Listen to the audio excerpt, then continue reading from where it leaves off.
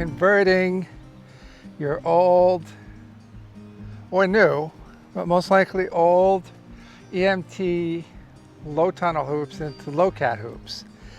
And we have our dandy conversion ring. All right, so you have a ring, you'll have a bag of tech screws and a story stick. That's all you need. This is for when we install it in the field is your bungee. So that'll go to the side, okay? And all the story stick does is just tell you where to put it, right? All right, so just like that, you put it against it, and you want them straight out.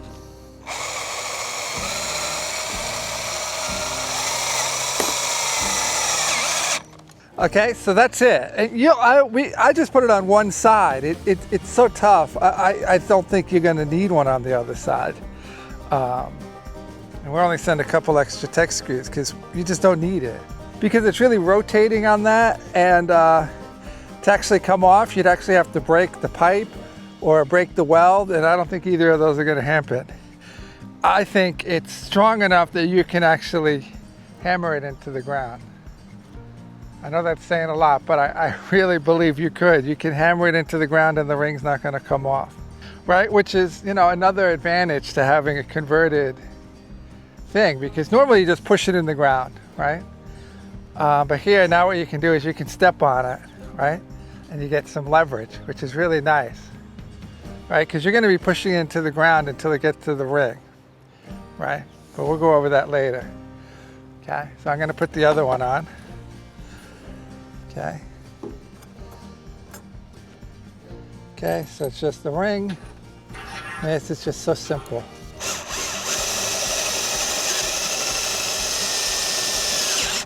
Okay. As always, be careful, wear goggles, wear gloves, wear all the safety things. Okay. You want to cut your finger on anything. Things are sharp. That's it. Now you have a LowCat. Pretty cool. Okay, so to do the rest of them, right, what I would recommend is just grabbing a story stick, right? Maybe you have a couple story sticks and someone can work on one side, you work on the other.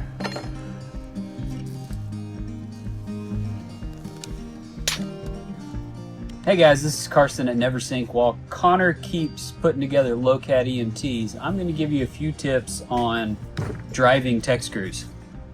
Really, it's a tip that'll help you driving any screw or any fastener with a drill, but there are a few things that you want to keep in mind when you're setting up a drill and you don't really want to destroy these.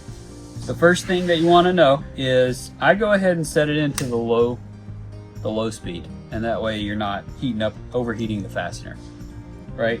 You definitely, you know, these are not stainless, they're actually galvanized steel, which is for strength.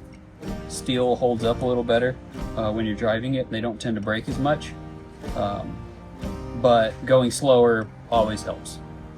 The other thing and the most important thing is every single drill, this is an impact driver or a screwdriver, they have a clutch on them. That's these numbers around the end. We're gonna set that up right now to drill the fastener at the exact perfect depth every single time, the same snugness every single time. And the way I'm gonna do that to start with is I'm gonna set it about halfway, which is gonna be too weak. So you're gonna watch me do this real quick.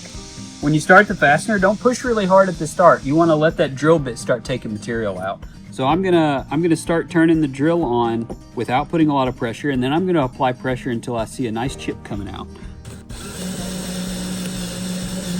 Right? I've made it through the steel, the outer part. Now I'm gonna start drilling the conduit. I'm pushing a little harder. So as I start going and as I see no more chips, I push a little harder. See that? The drill has started to cam out, started to clutch out, but I don't have that fastener in all the way. So I'm going to take this and I'm going to do it a few, it felt pretty weak, so I'm going to take it a few clicks up. I'm going to put mine on 11, which this one only goes to 15, so I'm going to try 11, see how that works. That's perfect. So on this drill, I was 2/3 or 3/4 of the way up. And that fastener has bottomed out. It's gotten tight, right? The ring is not loose on the EMT, but I also didn't strip it out, right? All right, so I'm gonna do one more just to check it, right? Which you wouldn't normally put 2 rings on. I'd normally go on to the other side, but so you guys can see it. So start out, I'm not pushing too hard and I'm going kind of fast, and then I'm gonna slow down, push harder.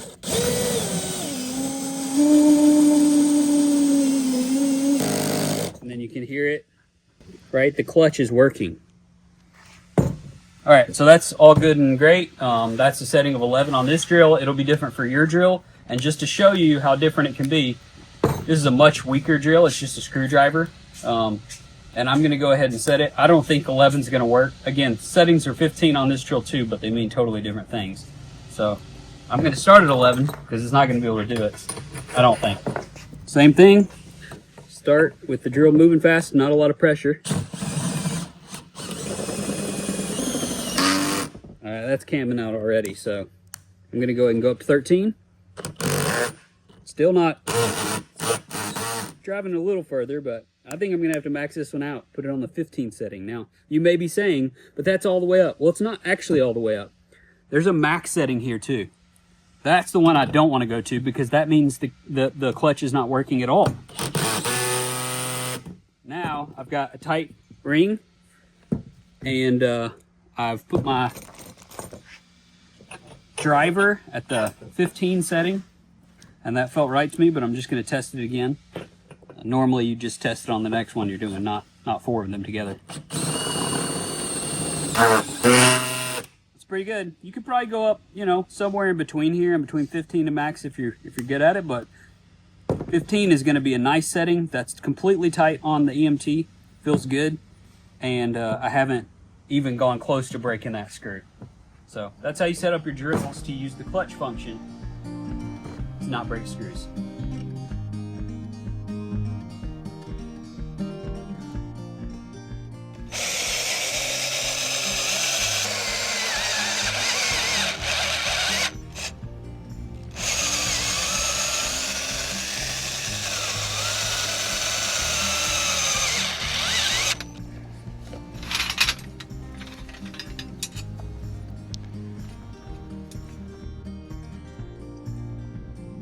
You already have the rings on the hoops, and we're gonna put them in the ground. The first thing you want to do is put out a string.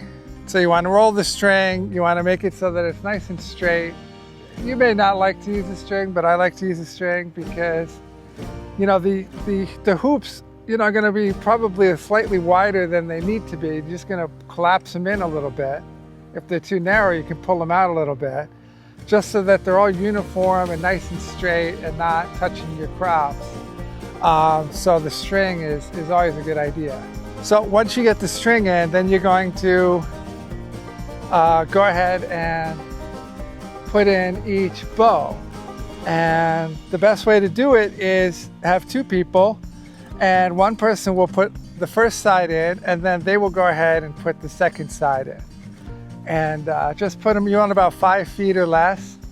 I have seen people go up to 10 feet, but I think they're sturdiest at 5. They'll be really sturdy. But you know, that's certainly up to you. So once you get all the hoops in and you're happy and they're nice and straight, then you're gonna put the covering on. And the LowCat coverings are sized perfectly for EMT conduit low tunnels. And it doesn't matter whether it's the 6-foot or the 4-foot, the covering is gonna be the same. And there's a chart on every LowCat covering page, product page, so that you can get the right size covering for it. There's shade cloth, insect, frost, different weights. Shade comes in different weights. Heavy duty poly for overwintering stuff. And then perforated poly, which is great for fall and spring. It allows it to have some ventilation so that you're not cooking everything first thing in the morning. So you put that over, and then I like to do 2 stakes. A 50-foot kit comes with only 2, one for either side. Some people like to use 1 stake, but I always get an extra stake because I just find it's just an easier way to do it is to stake it down and then stake it in the opposite direction, and it gives a nice holding. If you don't do that, then you have to tie some knots and stuff, maybe zip tie it to the stake, but I would recommend this method. This method is really the best. And if you do 100 feet of a tunnel, then you'll have enough. You'll have 2 stakes for each side. Okay? And it's best to pull it tight on one side, have someone hold it, and then each, this is going to be pulled in different than the middle. So you want to get that first stake in and then just pull it so that it's evenly taut, at each angle, right? And you want to do it with, the extra against the ground or close enough to the ground, right? It's really nice that you can change all of this at any time. You can just get rid of some, the extra, because if you're using rocks or sandbags, oh my God. I mean, forget it. There's just no way to get rid of the extra. Okay, so once you have it taut, then you go to the other side, pull it nice and tight, especially down the center, but then get the sides nice and tight. You can see how taut this is, right? You can see that the bungee's not pulling it down a lot because it's nice and taut. That's a good way to know. But setting those 2 ends, at the beginning is important to get it right. Okay, once you feel that it's nice and tight, even on the same tautness on the sides as it is in the center, then you're going to put the bungee. And one of the best ways to do it is don't unfold it yet. Just get the bands off of it, okay? And then you'll see the knotted ends, okay? You're gonna separate that out, okay? And then you wanna unfold it carefully, okay? Because it's just gonna make it easier to put on. So you unfold it that way, you see? And then you're gonna grab just the knots, okay?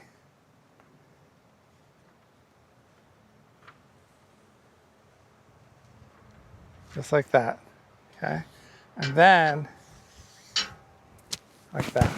And now your hands are free to go with another person and put the bungee on. So what I do is I'll just take one off. Oops. One off at a time. We put this under the ring. And the good idea is, when you do put the hoops in, you don't have to jam the ring into the ground at that time. Do it when you're doing the bungee. You can keep it a little bit off the ground. And a nice thing is you can just step on it when you install, which is really nice about the ring. You can even use a bit of a hammering. I don't think the ring's nothing's gonna happen to the ring. It's guaranteed anyway. And then when you put the bungee on that ring, then just step on it and push the ring into the soil, right? This is gonna keep your covering level with the ground. Then hand it to the person you're doing it with. They'll put it on the ring and they'll do the same thing. They'll step on it and push the ring into the soil. And you just go bungee by bungee. An important note is start in the center, because there's gonna be some slack no matter how much you pulled it tight, and it's better to spread that out from the center out to the back, centers to the ends, than start at one side and you're pushing all that slack just on this side. You're gonna pull it all here, right? So start in the center, work to one end, come back to the center, work to the other end, and you'll be good to go. There's not much more to say about it because it's so simple. If you're in serious high wind situations, we have ground stakes that you can put through the rings to make it even more stable, but they're gonna hold up to the wind pretty nicely. So it's not something you're overly concerned about, but in sandy soil, heavy wind, you may want to consider it. But the most important thing is how you install it, right? You want it nice and taut and tight and even and straight. And yeah, you'll be good to go. So enjoy it.